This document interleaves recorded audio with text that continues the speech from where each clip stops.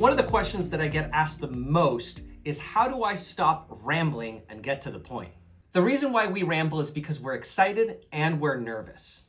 Remember that adrenaline is pumping through our veins, and so that adrenaline is actually opening up pathways in our brains that we wouldn't have had access to if we were in a calm state.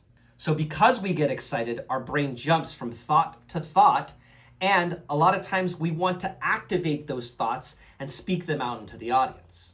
And don't get me wrong, a small tangent, a small ramble is not just appropriate, but is very effective when you're communicating with an audience.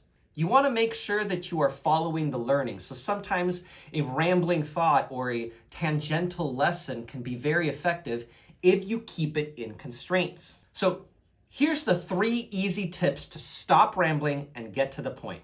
And there are actually 3 questions that you get to ask yourself as you are preparing your public presentation.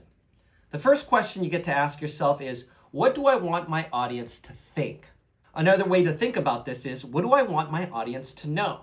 Now keep in mind that audiences can really retain just one message at a time. A lot of times we start to ramble and we start to get on tangents because we have too many ideas in our head. When we have too many ideas in our head, we're not being direct and we're not constraining ourselves with the core objective of what we're talking about. Second tip and question that you get to ask yourself is, what do I want my audience to feel?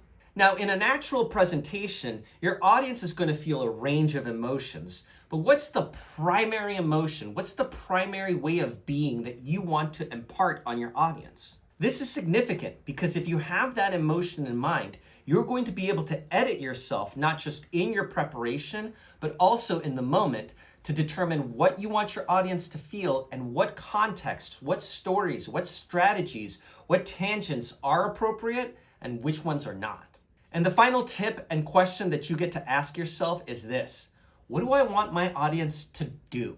Now, I have a motto for when I'm asking myself, what do I want my audience to do?